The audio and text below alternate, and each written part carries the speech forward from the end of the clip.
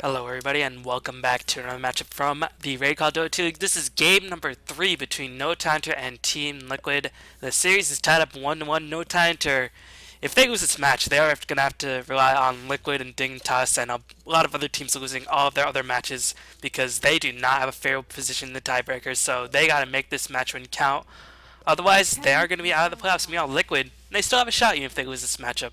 And they still have a couple more series left to play, and one of them is against 3D Max. So Liquid still have a reasonable shot making it into the playoffs.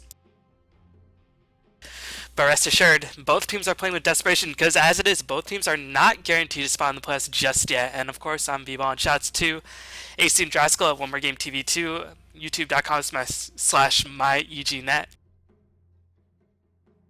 And of course, all that other jazz. And the reason why I shout out all those guys is because, the sponsors take more interest in the live cast. I'm just a guy doing replay casts. It's more of a benefit to me and for my fans. But in order to satisfy the tournament organizers, then you should probably tune into the live cast. And AC and Draskell have been running this fantastically for quite a while now.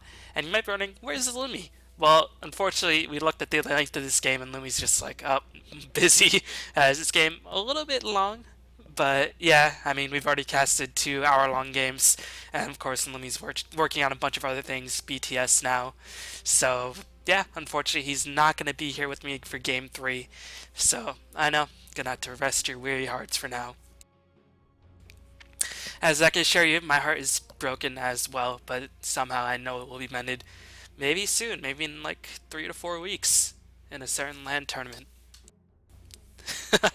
Anyway, it's gonna be Tidehunter picking up Keep It. Meanwhile, Liquid, will they choose Korok's Puck in the first phase, as they have definitely been favoring that quite a bit. Hard carry these days to choose is the Leicester. They're going to choose Nature's Pop as well as the Gyrocopter. Definitely Liquidian picks, which is now an official word. I have just trademarked that word, and if Liquid want to use that, they have to contact me, because Liquidian, God. Liquidian? Liquidian. No, because that's Liquipedia. Liquidian. Alright, there. God. Yeah, they're going to trademark that, and they're going to have to pay me a lot of royalty fees, because I just copyrighted that. Or whatever. Whatever the technical term for that is.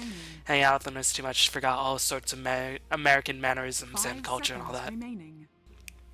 But yeah, these are very trademarked Liquid picks. Nature's Pop most likely will be held by Bulba, and Gyrocopter most likely will be held by TC or Korok, as probably TC will handle the Gyrocopter, probably put in the farm capacity, because usually when they have Korok play a hero, they want to have a lot of impact. But against Keep It Alight, I think they're anticipating that this game will end up dragging on. So I guess they're going to have Gyrocopter in the back pocket. And also, it's a good sort of pseudo-deterrent from picking up the Phantom Lancer. As you know, Phantom Lancer, especially with Keep It, is just a huge, huge annoyance, to say the least. But Tidehunter are going to pick up Rubik as well as Lone Druid, so they're going to pick up Bulldog's favorite hero, as well as picking up EGM's hero. So they have their double support, they have their long lane, off lane hero, and Liquid are going to respond with Bane. Interesting, as I don't know if Liquid actually favors Bane too much, but maybe they figure the Enfeeble on the Bear. Actually, you can't even enfeeble the Bear because it's not a hero, but you can enfeeble the Lone Druid, you can enfeeble the other primary hard carry, because keep in mind, Lone Druid isn't really played as a hard carry, he's played as more an off lane. If he is plays as a safe lane, usually have another carry to sort of help him secure that. Because if you get the Lone Druid and he's their only carry, then it's pretty much all over. Because Lone Druid is not the most mobile hero in the game. 10 seconds remaining.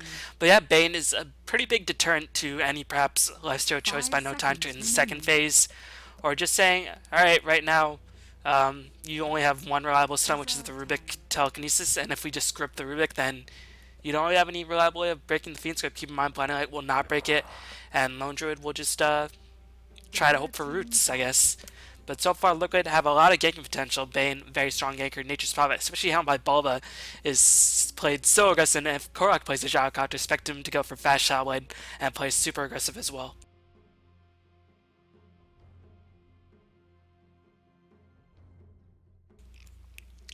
We all know Tidehunter feeling the trialing that Liquid could concoct, gonna ban out the Undying, saying that Mike does not yet have his hero. We have already chosen 2 Mike heroes, but Shadow Demon is still left in the pool. So I expect Shadow Demon to be banned, although Shadow Demon and Bane do not have the best synergy, because usually those 2 supports want to have some forward damage, and both of them very good at setting up another support, so I don't think Shadow Demon will be the choice by Liquid here, unless they go with support Gyrocopter, and Or no, I guess even then, yeah, I don't know what I'm thinking.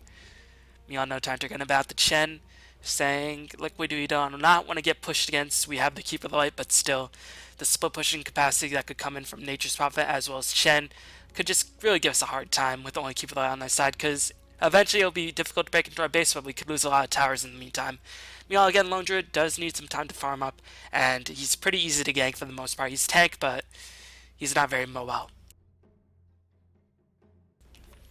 Meanwhile, Liquid ban at the Lifestealer makes not that much sense in my opinion, because they already picked up the Bane, and Nature's Prophet fares quite well against the Lifestealer as well, but I guess since they saw Game 2 Loda playing such a ferocious Lifestealer, essentially shutting down TC's Gyrocopter for the majority of the game, only just one small mishap cost No Time to that game, so many Liquid do not want to face that repeat performance despite having a Bane. And keep in mind when you have a Bane, Rubik, if you don't grip the Rubik, then Rubik will always still grip because it's a channeling ability, so there's something to keep in mind as well. And Liquid getting at the Phantom Lancer as well makes a lot of sense. Again, Keeper of the Light Phantom Lancer is so annoying. Gyrocopter can deal with it, but still, if you have Lone Druid and Phantom Lancer going to the late game, that might just be a little bit too difficult for even a Gyrocopter with a Rapier to handle. And No Time to probably gonna ban out another secondary support. I guess Leshrac Disruptor could be a solid choice here, or maybe another jungle hero for Fluff, as Liquid again lacking their secondary support and lacking support that does damage, as Bane very good in terms of crowd control, but really wants to have that max level of brain sap in order to really provide a damaging force. And right now, Gyrocopter, the Bane Nightmare setup is very, very good and all, but if you have something that can escape, like say, I don't know, I guess Windrunner, Darksaber's already been removed, or even a Magnus who can scare away, and it's a bit surprising to see Magnus not yet make it through the ban phase just yet, or even through the pick phase. But Magnus can scare away if the missile's not in place, so there is something with that as well.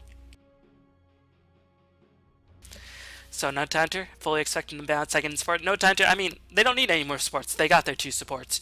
Rubik will most likely be handling support. Keeper of the Light will definitely be handling support. And Lone Druid probably going to be handling the offlane by Bulldogs, so they need a Loda hero and need an S4 hero. And interesting enough, usually when you're playing against a No Time to, teams usually like to ban out S4 heroes, but instead they're banning out Loda heroes. As S4 did not have the best game last game against the Storm, he did not manage to get too much items going, as Korok's Puck managed to really get on a rampage, and I'm a bit surprised to see Puck not being removed from the equation just yet. As even though Korok's Puck managed to shut down S4, I mean, they did kill Puck a lot in the late stages of the game, but that was on the back of a Lifestealer and some silences by the Storm as well.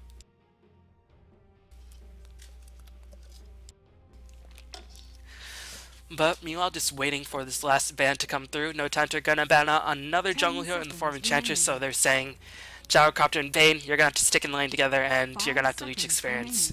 You're not gonna have a jungler to sort of give you a bit more experience on your side who can just jungle away. And interestingly enough, Liquid gonna ban out the Alchemist, so banning out another Loda hero. So they're gonna force Loda into a bit of a sticky situation on what type of carry you should choose. Void could be an option. I know that was favored by No Time to quite a bit in DreamHack, and I'm sure it's still favored by No Time to quite a bit when all carries have been removed from the pool. Sven could be an option, although I don't know, Sven in this lineup just doesn't seem, I mean, the armor is going to be very useful in terms of pushing, but there's nothing like a Magnus to give him power, unless they give S4 Magnus and then they pick Loda Sven. That could be an option. Reserve time.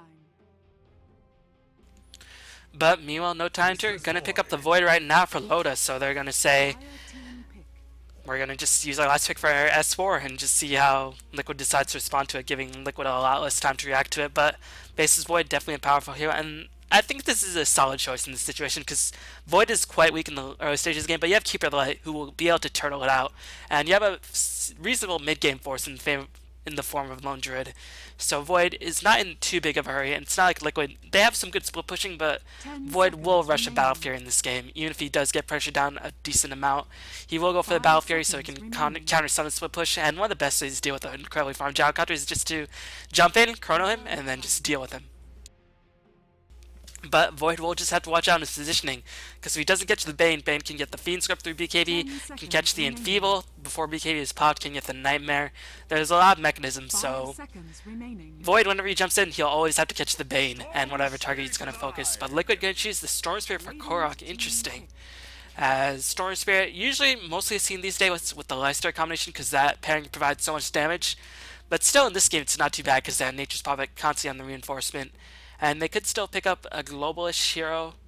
Um, I don't know. If they want to go crazy, they can pick up Spectre.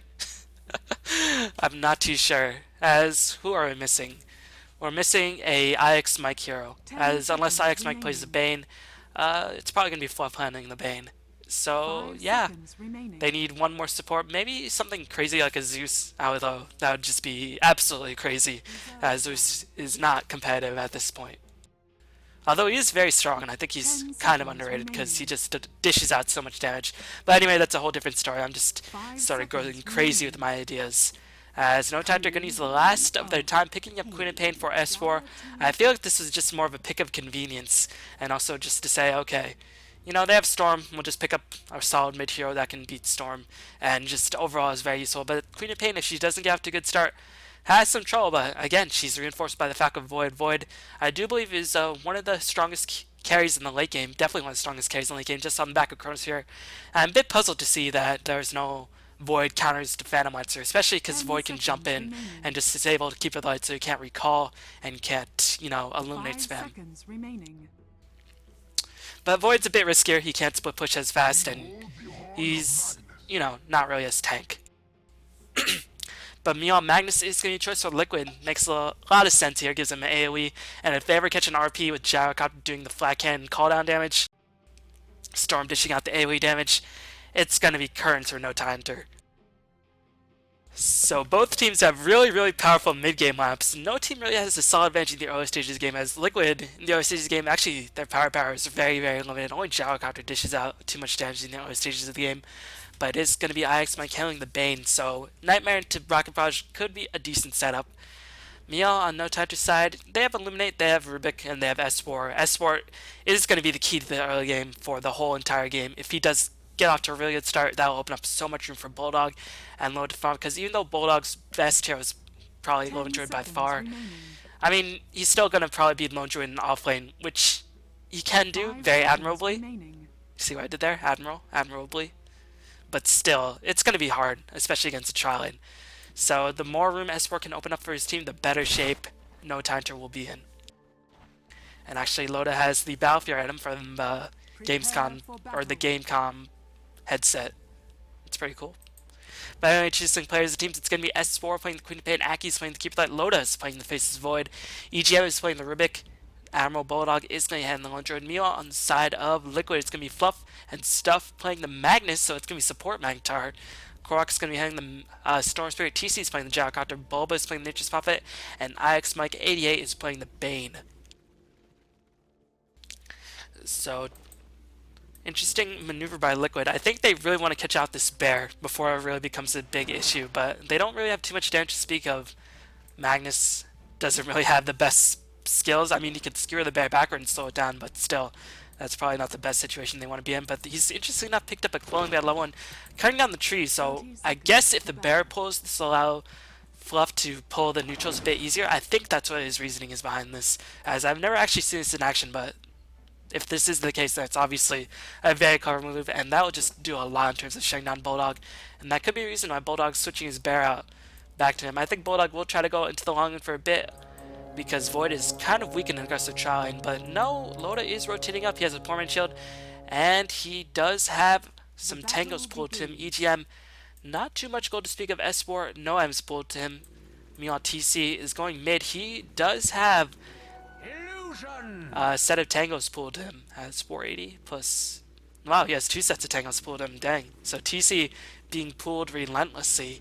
So they really want him... They know that Queen of Pain versus Gyrocopter, not the best matchup in the world for Gyrocopter, but still, they want to make sure he has the best time, because they know S4 is going to be the key to the early stages of the game for both teams. Because you know, eventually Nature's Prophet will get his gold, Storm Spirit will eventually get his gold, Magnus will eventually get a dagger. Well, maybe not with support Magnus, but Void, because he's a safe lane farmer, will probably pick up his gold eventually, and yeah, everybody will get their items eventually, but Queen of Pain can really limit the other team if she gets off to a good start, and if she doesn't get off to a good start, then the other team should have just a really easy time in terms of firing up. And of course, if Gyrocopter gets off to a good start, he'll get a Shadow Blade fast, and just split push very relentlessly.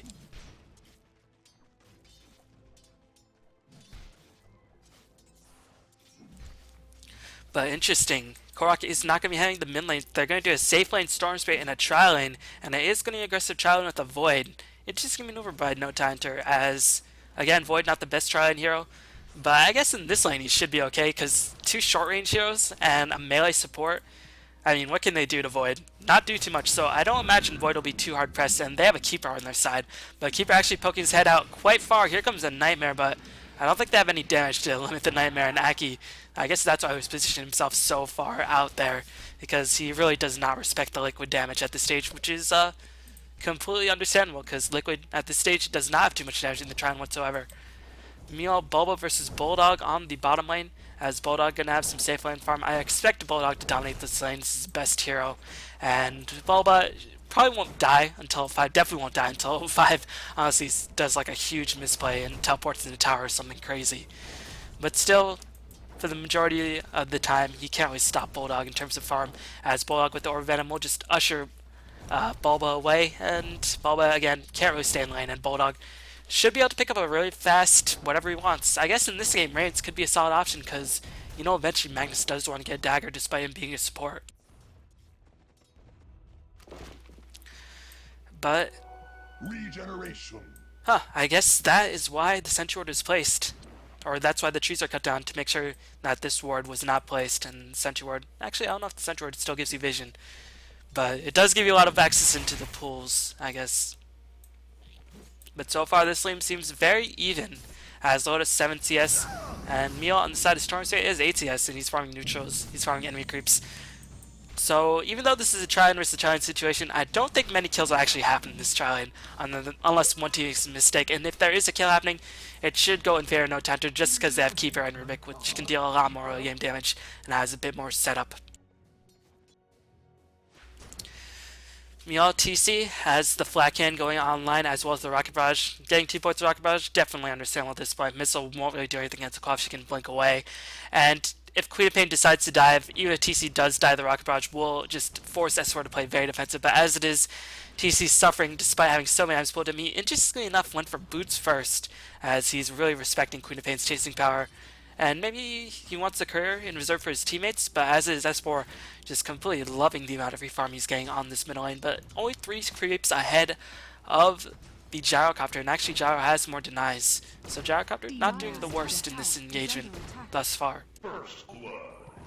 And as soon as I said nothing should happen in this challenge, something happens in this challenge as Liquid Fluff does pick up the first blood. Very unexpected, as EGM is going to be pursued. Korok does have enough to cast a couple more remnants and overloads as the bash is going to come in. Here comes the telekinesis. Storm Spirit does pick up the last hit, but Loda will clean up the Magnus. But so far it's going to be a 2 for nothing, as Magnus did get the first blood, so that is going to be some fast boots. But I guess no time to decide to contest the pull, and that's what cost them, because even though this Liquid side doesn't do too much DPS, they have Korok, who can deal a lot of sustained DPS.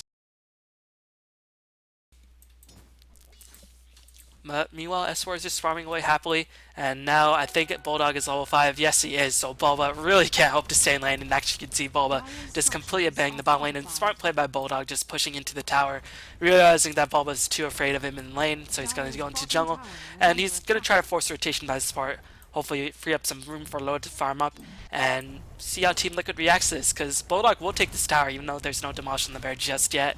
The bear is so tank, and the creeps are in Bulldog's favor, and there's literally nobody defending. That Bulldog should pretty much get this tower unhindered for the most part. As what is he going to go for? Not really revealing anything thus far.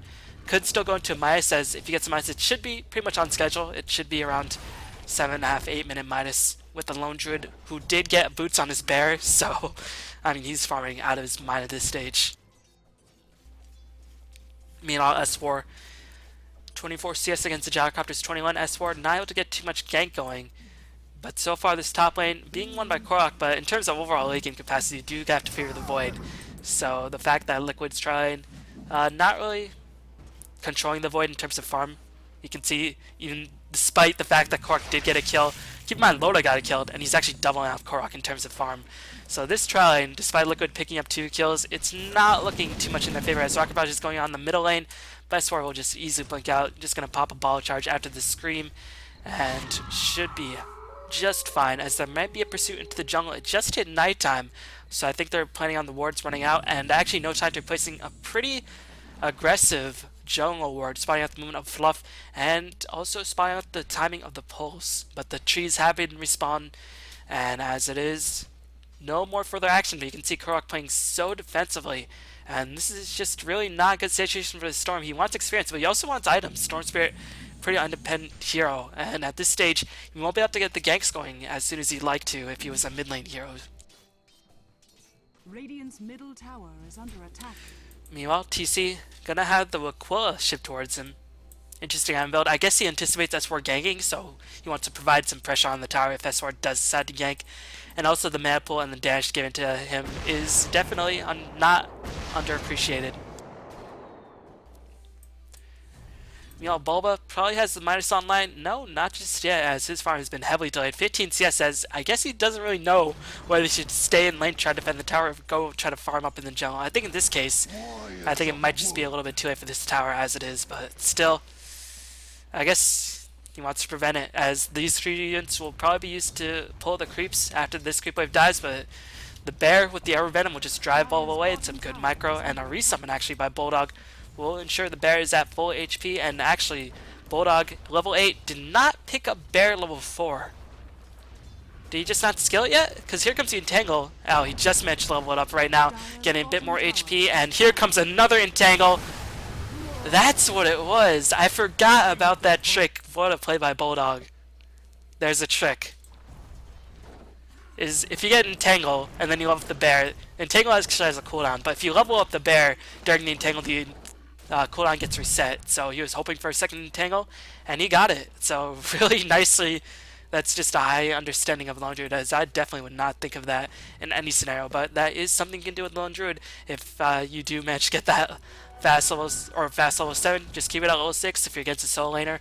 Try to get an Entangle, and then level up that bear immediately, and then you might be able to get another Entangle in the span of that 5-second cooldown. But tower is going to be pushed.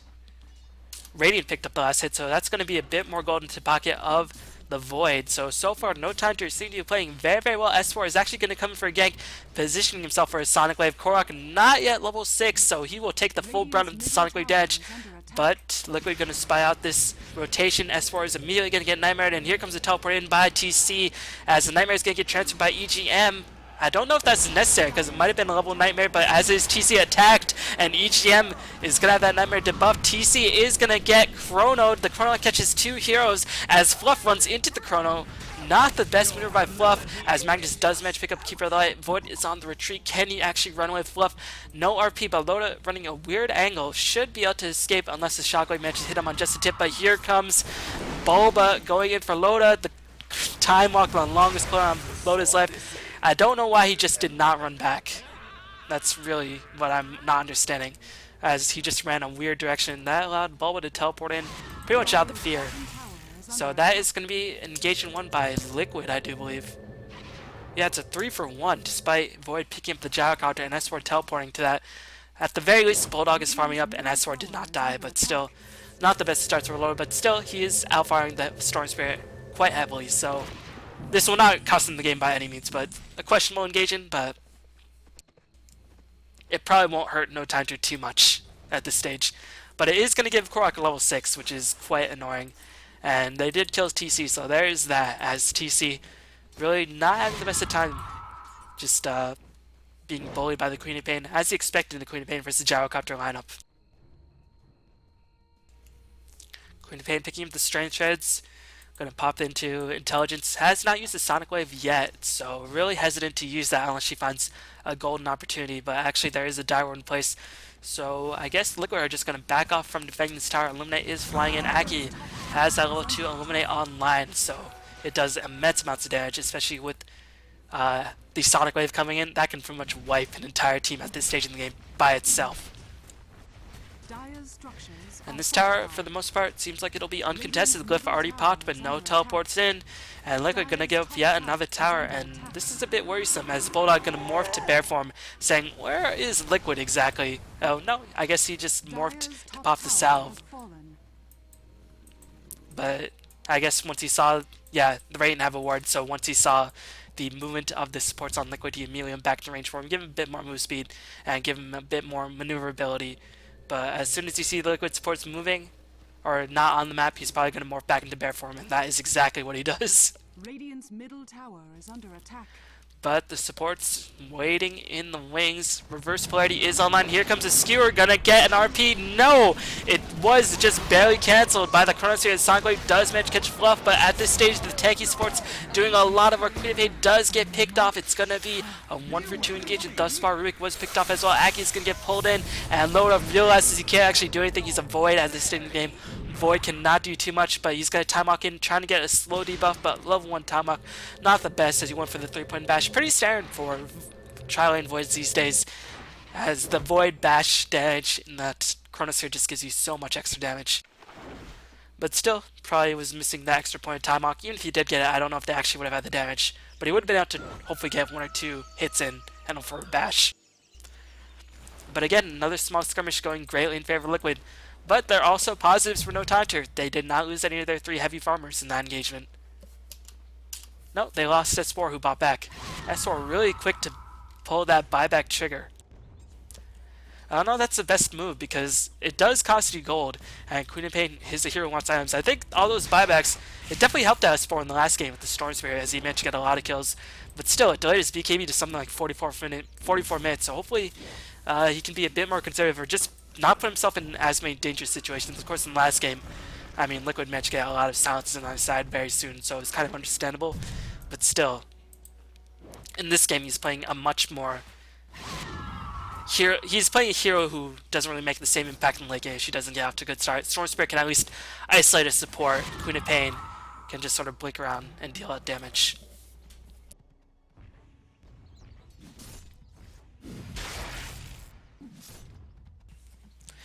Meanwhile, Liquid gonna farm up Fluff for a bit, has the Arcane Boots. So support Magnus not suffering all too much, 2-1-3. Definitely a respectable score at this stage in the game. 4-8 is the score in favor of Liquid.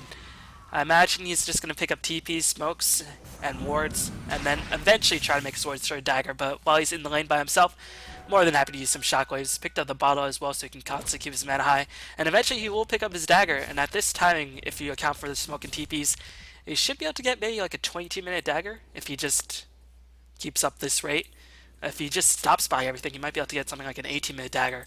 So there's something else for No Time to be on the lookout for. As Void, again, 2-1-0, 60 CS, but Trial and Void, again, there's a reason why you don't see Void in aggressive challenges, as he has some takiness with the PMS and he has a lot of base damage, but still, not really going to get the fastest timing on the battlefield, but it doesn't matter because Bulldog got a 14-minute radiance, and at this stage in the game, Radiance is going to do so much damage, as Fluff is not really the best example because Magnus is a strength hero. Quite tank, as the Nightmare does go onto the barrier. Here comes the telekinesis, just going to lift him up in place, and Magnus does get the deny. Nicely done. As Stormsphere is going to zip him, but here comes the Chronosphere. Catches nobody. Nicely done by Loda. Could have been a server lag, USC's, but still. May anticipate a screw in, but as it is, Bulldog is gonna get Fiend's Grip, and there's nothing to cancel that, as Sonic does manage to hit on Bulba. It looks like they're gonna chase after Bulba as the RP is in place. It's gonna pick off the Lone Druid and the Keep of the Light, as S4 trying to run away, but you can't run, you can't hide from the Storm Spirit. TC, Rocket Rush doing so much damage as EGM trying to do whatever he can, but Telekinesis such a long cooldown just came up, and Ultra Kill picked up by Korok, and that is the worst case scenario for No Tidehunter. Not only did he get a tower denied, he gave the Storm Spirit one of the best snowballing heroes in the game, an Ultra Kill.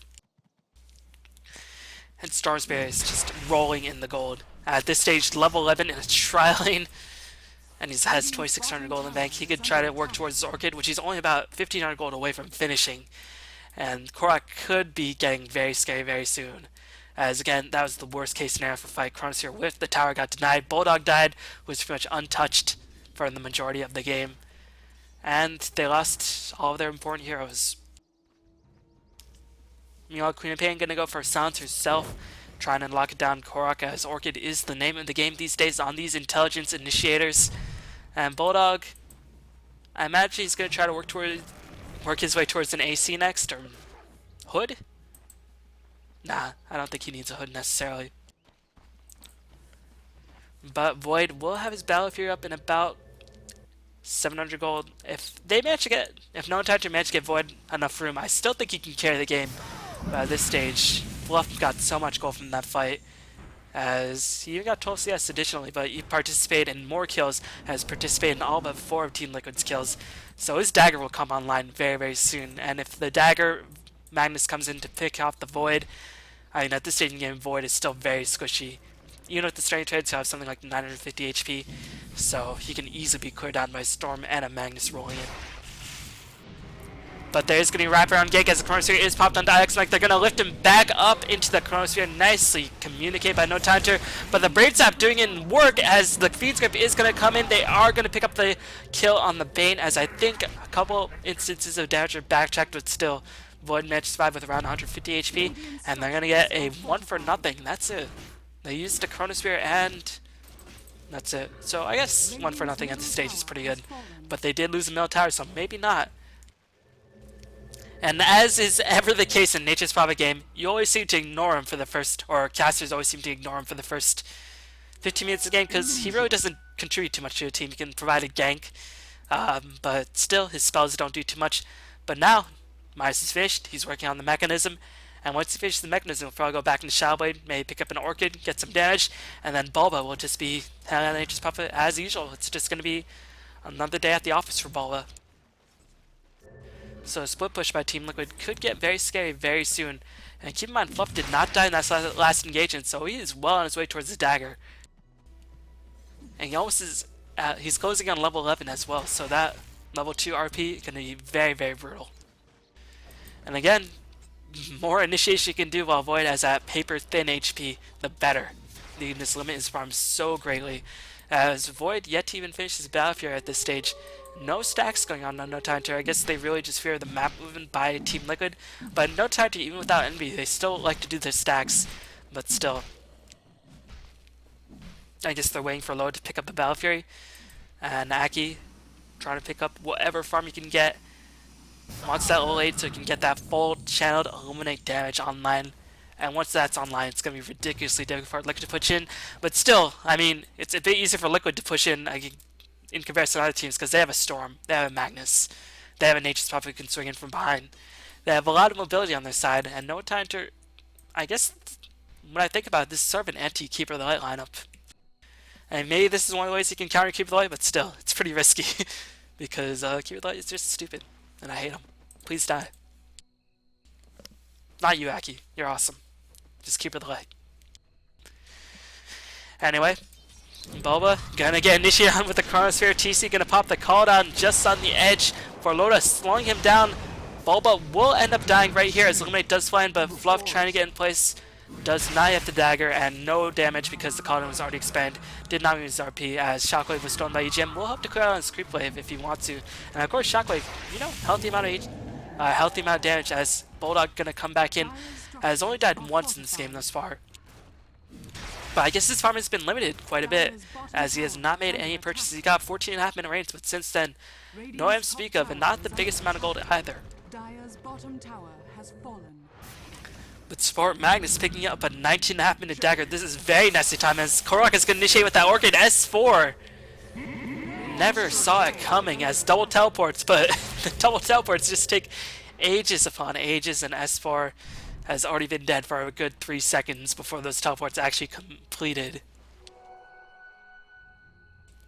And Koraki smells blood. He picks up the invisibility rune, and there was no ward spying out the rune as the Orchid's going to come in. A little bit of preemptive popping of the rune by Korok, but it won't actually matter as Korok has got like 20 minutes in the game, and considering he got Abyssal farm in the Chime of his Chime, again, not a good situation for No Tidehunter, as he is going to probably work on his way towards the BKB. Is BKB the side in this game? Against Chronosphere, Root doesn't really matter against Storm. Yeah, I guess the Orchid against Queen of Pain, you sort of want to have the BKB online. But he might not pick it up second item. He might just get it for late game insurance. Keep in mind, Queen of Pain still quite a bit away from the Orchid, as she is about, I don't know, 1,500 gold away from finishing that. We'll check out the early game gold graphs. Radiant slight gold advantage, as that is definitely from the towers that Bulldog's meant to bring down. No Tidehunter have only lost 2 towers. Me and Liquid have lost a grand total of 4. Keep in mind, 1 tower was denied. Experience grab, however, I think tells the story a bit better, as the 7 kills is going to give Liquid a healthy experience advantage. Checking out the net worth, Bulldog is on top of the board, but Korok is closing in, and that's a bit troubling considering Korok does not have too much tower kill gold. And Storm Spirit, again, a snowball hero who can just make every gank count like very few other heroes in the game. And once he gets a level advantage, it's just so hard to stop Storm. As you can see, Twilight Storm level 15 against a Soul Mid Queen of Pain, who's barely at, not even at level 13 just yet. You know, TC just going to stack some ancients, picked up the BKB, pretty standard TC build, not going for the Shadow Blade, as I might have expected, but still, I mean, you have an Nature's Prophet on your side. I guess you don't really need to split push with the Gyrocopter as much. You know, Fluff, that dagger, can start picking up smokes, wards, usual Fluff items. IX Mike just playing the dutiful support, as Storm Spirit picks up EGM. You can't blink, otherwise you'll miss it. But still, Korok playing magnificent Storm Spirit play, as he just didn't get caught in that huge engagement middle, and he is going to make sure he never gets caught again.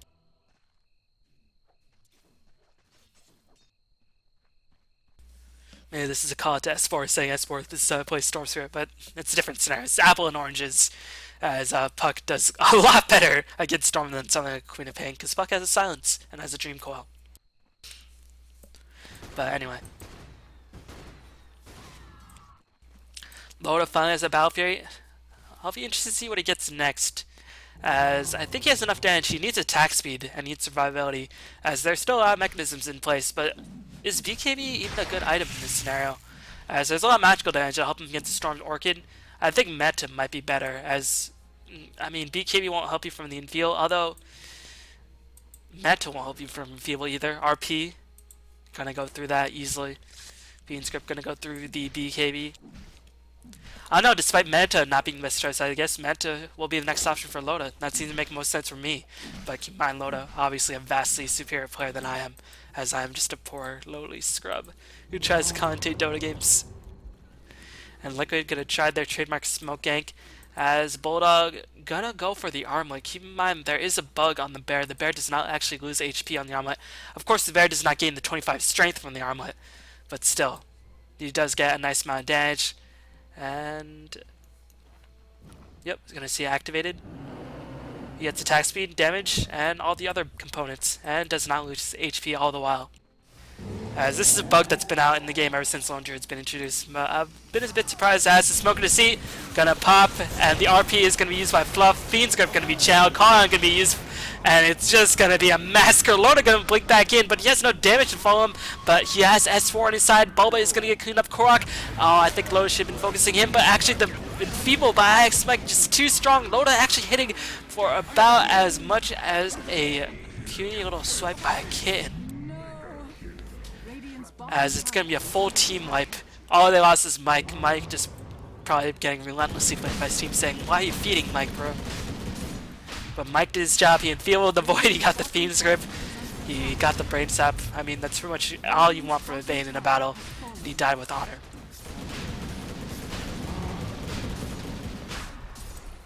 And you know, the streak continues for Liquid, as that was a good Chronosphere. I thought, you know, that might not have been the best time for Chronosphere, but I didn't see S4 coming with the Sonic Blade. But unfortunately, the Enfeeble was popped at the right instant, preventing Loda from doing the amount of damage she was obviously hoping for.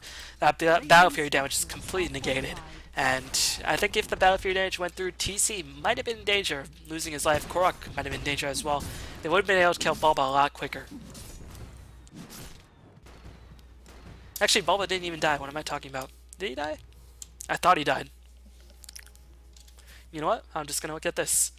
He did die. He used a buyback. Because, you know, that's what Bulba do.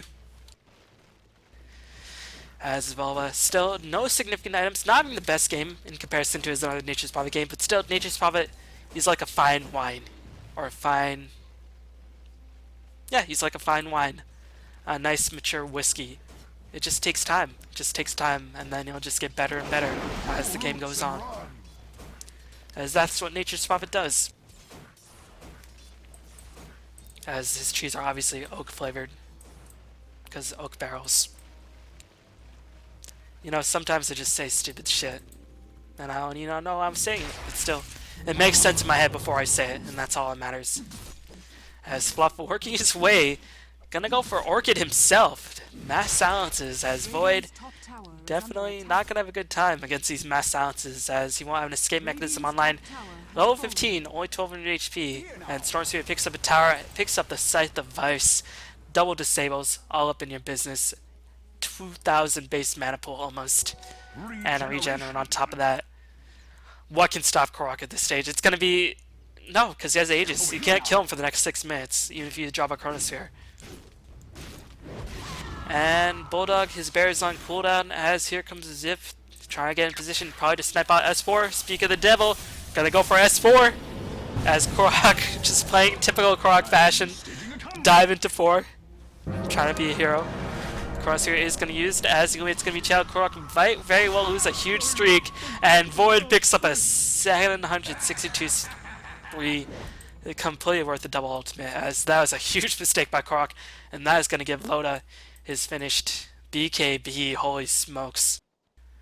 And 400 gold on back. As, you know, Korok, he does have intensity to play super aggressive, that's why he gets more Aegis steals per capita than any other player in the game. But still, you know, can sometimes make some silly decisions. And since he just picked up the Hex, he's going to be out of the picture for the next 40 seconds. And this is an optimal opportunity for No Time to Strike, as S4 going to spy a Fluff with his little eye. As skewer outwards, Fluff should be okay.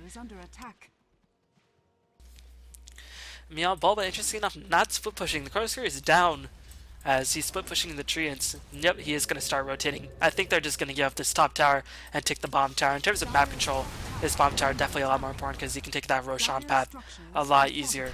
But no, Liquid very hesitant to even give up this top tower, as they are going to reinforce it very, very quickly. Storm Spirit is almost up. Bulba not going to take down this tower, but just going to be annoyed, saying, "Hey, come teleport back. I'm hitting your tower."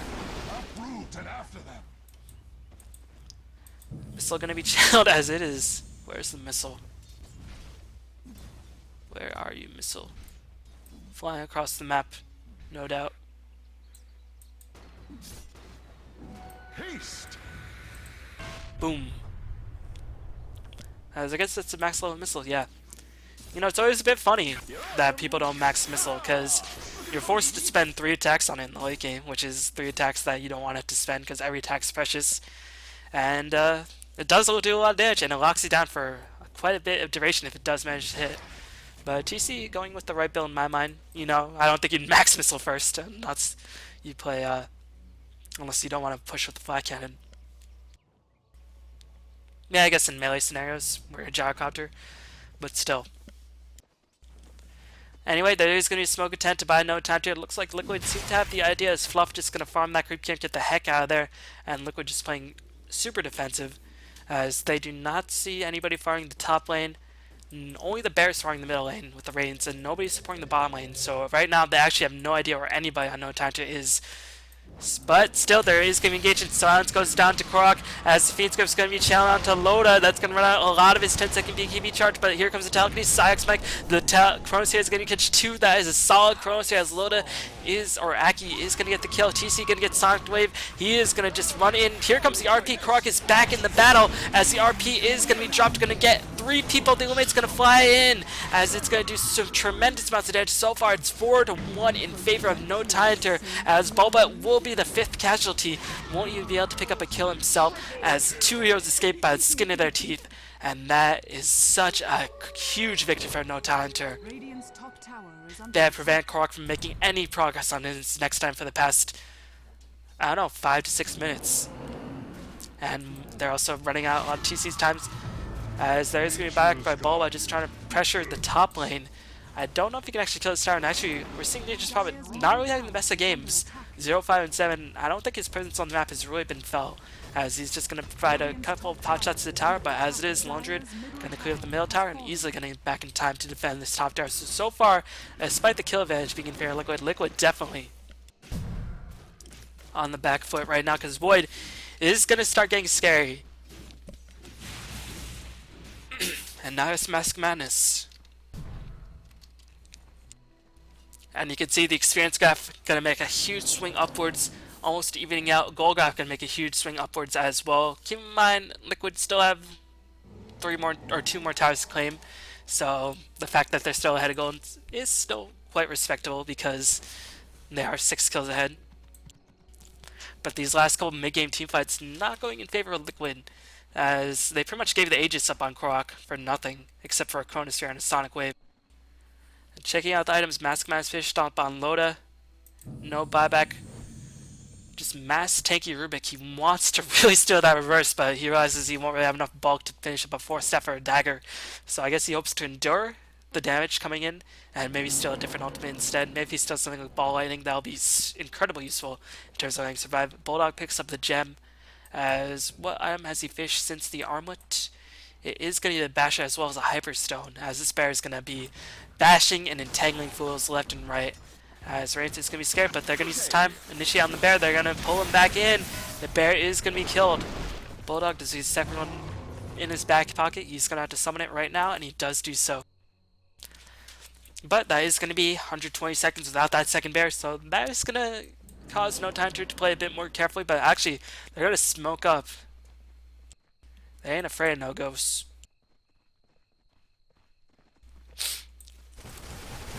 I think Liquid sensed something's up because there's no Tidehunter here on the map again, and they're staying very clumped up. But I don't know if they win clumped up engagements. They really have to rely on fluff. But if the Chronosphere picks up 1 or 2 supports, there goes so much of the damage on the side of Liquid. Liquid gonna actually push out a bit forward. And the Dire Ward is going to spot out S4. They know this jig is up, but the Hex immediately goes on to S4. Here comes Fluff. The Chronosphere is going to trap Korok, but immediately going to get Fiend's Grip.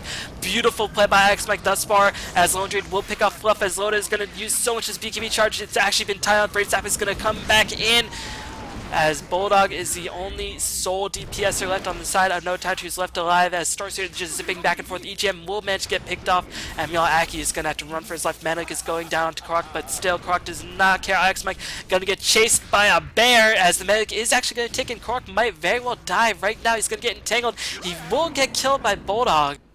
As the endurance of the Lone Druid, he's seen some things, man. That's why he's alone by himself.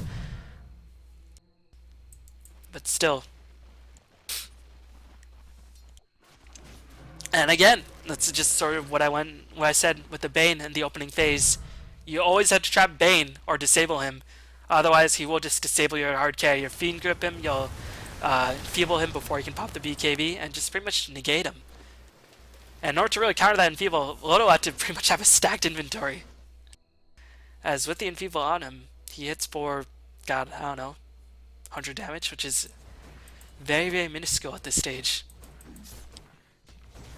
Balba picked up a kill, working on his Hex, and that is again another BKB charge used by Loda.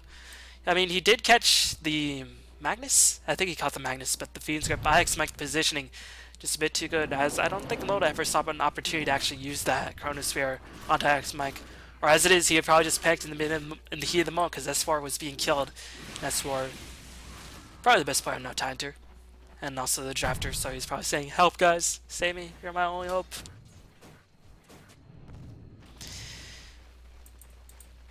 But meanwhile, Bulba is going to start becoming a factor with that Hex. X Mike just continuing to ward up, but so far he is definitely MVP with Korok in this game. As Fluff has been doing some nice RPs 7, 3, and 8. And now the experience graph should swing back in favor of Liquid. Actually, it's plateauing because I don't know, Bulldog picked up a lot of kills. The gold advantage is slightly in favor of 8. Mostly on the back of those tower kills, I imagine. And there is going to be a smoke attempt by Liquid this time. I think Tidehunter have used all their smokes, as they want to get in position for the Roshan. Korok is the only one smoked on Tide. So, I don't know, I guess smoke just got broken very, very quickly. But, yeah. How much gold does Bulldog have? He picks up a Ghost Scepter. Starting to respect the DPS pumping out by TC with that Empower on him, as this should be a level 4 Empower. It is a level 4 Empower. And also, Bulba does hit quite hard. Storm Spirit hits quite hard with the Overload charges. Everybody on side, like aside from IX Mike, hits hard. So, Ghost Scepter, definitely a good item, as the bear is going to deal out all of the pain suffering in for the Lone Druid anyway.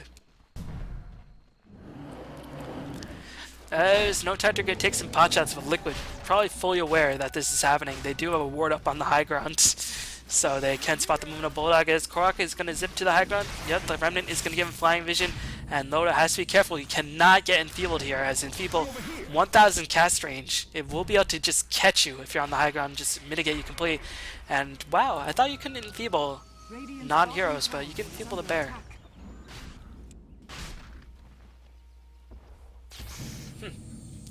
I guess I gotta watch Louis Bane Guide again. I was always sure you can enfeeble non-hero units, but the bear is sort of technically classified as a hero unit, so I guess you can enfeeble the bear. And meanwhile, top tower just getting pushed in. Top tower will die, so no time they're gonna have to make their decision.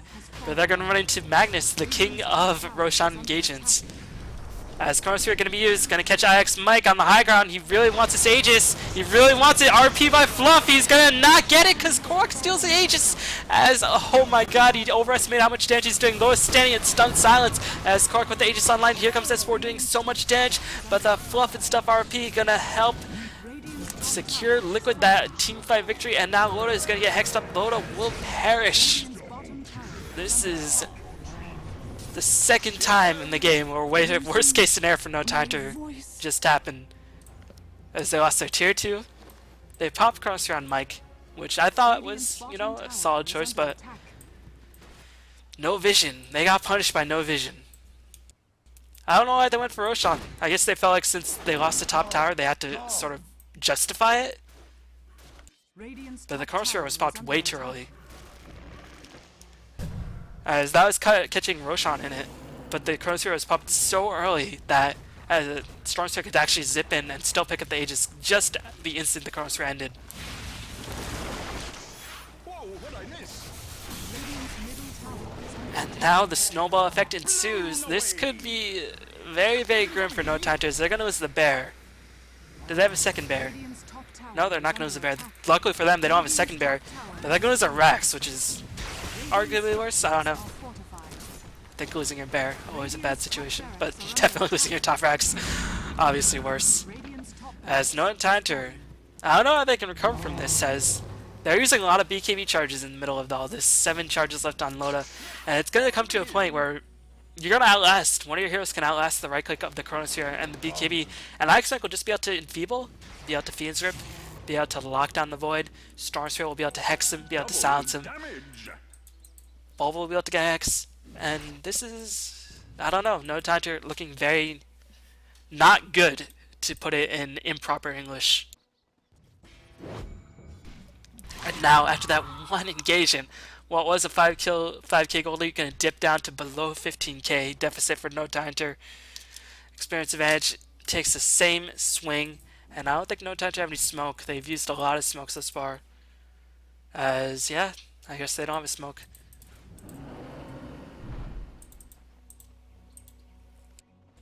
Well, they have smoke up on Aki, and they're going to use it right now. I don't know, I don't think smoke ganks for an Aegis after the Aegis has been taken is the best idea, as was the Aegis already killed? It was killed during that fight. But I think Liquid are onto it. They know that this is No Tidehunter's calling card, as they're like, why is Loda farming so aggressively when you have Hex, Storm, everything? Could there be an entire No Tidehunter squad soaked behind him? That could be a big possibility.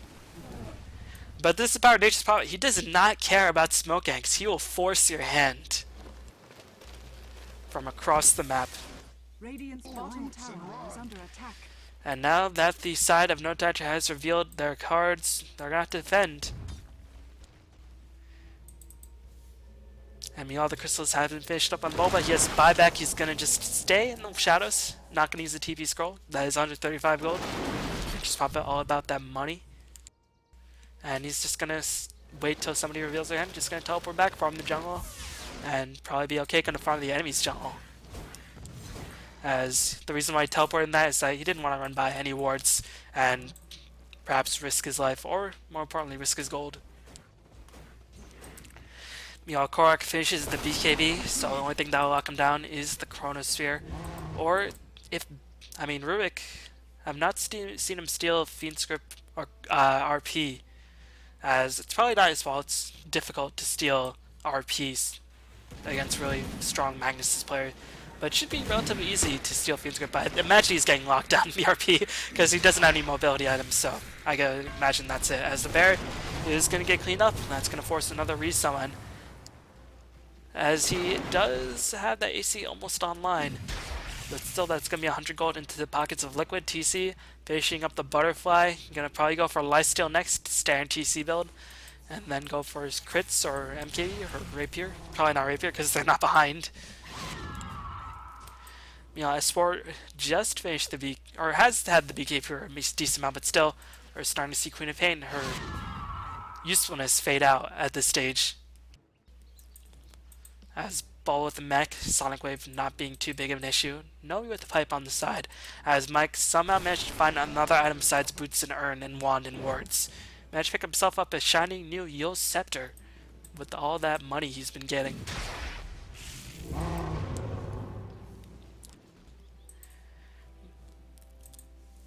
Magnus is going to go for Hex himself, the traditional Tidehunter multiple Hex build.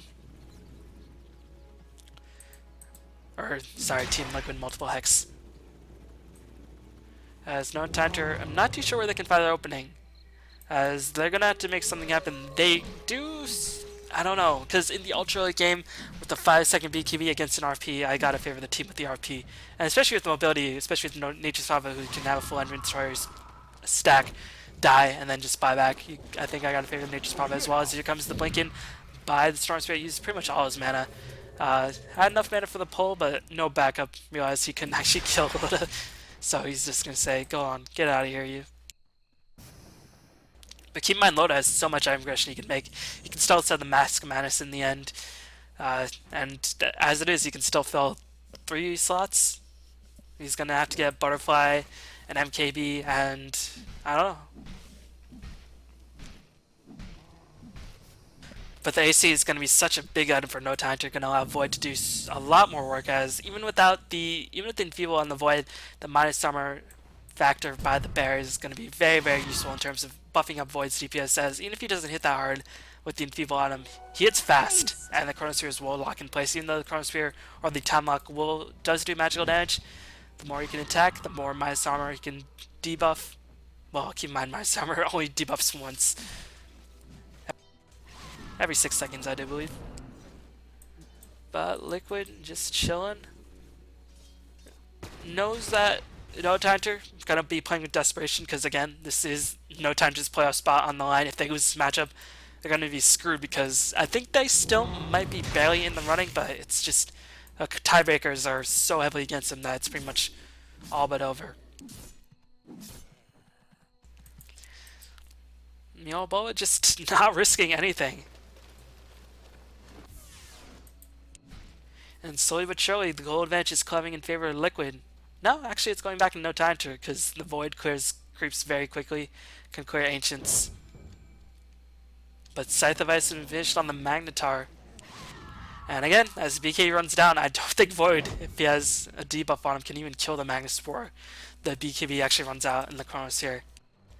It's going to be essential. He's got to catch Mike. He's got to catch Mike in the Chronosphere at all costs. Otherwise, and then maybe he can sort of save the BKB till the Chronosphere ends. But he picks up the Eagle Song, so that's going to give him some more attack speed, some more armor, and some nice damage.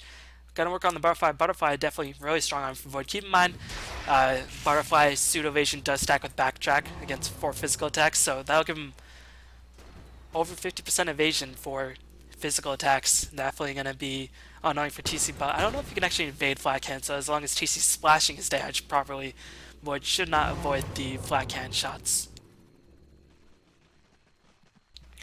Liquid gonna push in. They have buyback on TC. Mike, no buyback. Fluff, no buyback. Korok, no buyback. Interesting that they're only gonna push in with buyback on 2 heroes. But maybe they feel like they have a really, really strong shot at this with the double hex up. And definitely can't blame them, as here comes the engagement. The bear just sieging away. AC Fish, the bear is keeping Tidehunter in the game. But there is only so much a bear can do. He's being enfeebled. This bear is just... In China, this would be illegal. As I don't know. I gotta check the G League games to see if Lone Druid is picked and if they use the alternate costume. Probably not. I mean, Bear was obviously picked, but I don't imagine they use the alternate costume. Isn't there a law? Something about you can't kill pandas in video games in China? Whatever, pandas, very, how you say, dumb animals. As Loda gonna get hexed up. Double hex coming in after the chain stun, and Loda's gonna get picked off. He does have buyback. He's gonna have to use it, as Nature's Prophet will teleport to the bottom lane, and Storm Spirit will just walk his way, probably push out middle in the meantime. But they're gonna be without Loda for the next 70 seconds. They really rely on Chronosphere, even though these Chronospheres, for the most part, have not been the best. I mean, so far there's only been like one or two huge misplays, but Chronosphere is such a big AoE that you can't afford to have even one or two. And Void, you devote so much of your farm that you really shouldn't miss one or two. Regeneration. As Roshan responds in the nick of time, Korok will be more than happy to snatch up the Aegis. The question is whether he will suicide with it again. Roshan has fallen to the down. Immortality is mine. Meanwhile, TC does manage to get him some nice cheese.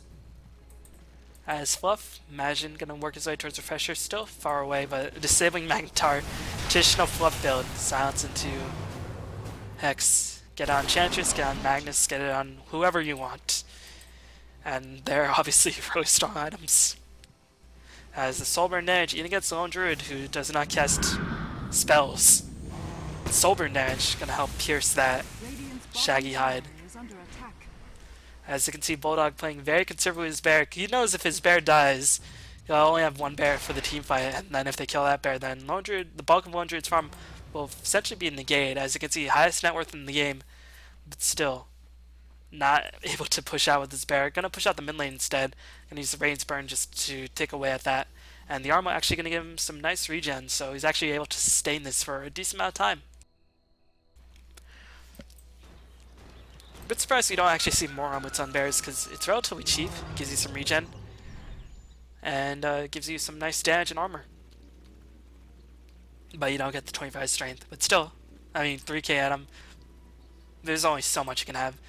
As you can look at the goal graph, actually the Roshan kill gonna give Liquid a bigger advantage, experience advantage, hugely in favor of Liquid. As I guess we'll check out the levels. Man. Radiant's bottom tower has fallen. Lowest level on Liquid is 13 and then followed by a 19. But the rocket's gonna fly in. It's gonna get picked off. And EGM really needs their giant ultimate. They're gonna use the BKB Void ultimate on the Gyrocopter, but the Fiend's Grip does not care. I don't think this is good initiation as TC just pops the cheese. Loda just gonna siege down the RP by Fluff. Perfectly timed as Korok just gonna go to work on everybody. Loda is gonna Loda does not buy back. Ghost Scepter popped by Bulldog, but they are gonna chase him down. Gonna make sure you cannot run as Bulldog will be taken down. I don't think he even has a second bear online, as this will be the end of No Tidehunter in the Raidcall Dota 2 League. Radiant's bottom barracks. Those chronos, Radiant's bottom barracks has fallen. not good. But still, this is only No Tidehunter's second series loss since they've made the new roster. Gotta keep that in mind. One loss was against a new Navi, and then Team Liquid, definitely one of the hottest teams in the West. So, losing to them, definitely, how should I say? It's not like a soul-crushing defeat. Team Liquid, obviously, ridiculously good. But still, played 10 weeks of this league, Radiant's middle tower. not even able to compete in the playoffs. Middle tower has As I think that's the only downfall of this league. Other than that, it's an obviously ridiculously good league. Radiant's ancient. But at least defense, so you can compete in playoffs. But anyway, that's going to be the end of this series, and I don't think I'll be casting any more of the matches in the Raidcall Dota 2. I think there are a couple more matches, but still, I'll just tell you how the standings went. Fnatic, or Empire, and Fnatic, top 2 seeds. Dignitas managed to secure the 3rd seed after being Fnatic. Actually, Dignitas, if they win the rest of their matches, or if they win out, they could be in the 1st seed. But it's going to be Fnatic, Dignitas, Empire, and Liquid in the playoffs of the Raidcall Dota 2 League. and it's probably gonna be finishing, I think, sometime next week, as I think some couple group stage matches are going to be finished out for this week, just for the overall standings, and then next week the playoffs will be started and finished. So man, G League's ended, but still, this week we have a Defense 3 finals. We have the Raidcall Dota 2 League playoffs coming up soon. We have the EMS Cup coming up soon. We have so much stuff. Dota 2, Western scene. All we need now are more American teams and more American tournaments. Because America. Fuck yeah, as that's gonna end this cast. Thanks for watching as usual, and I'll see you next time. Peace.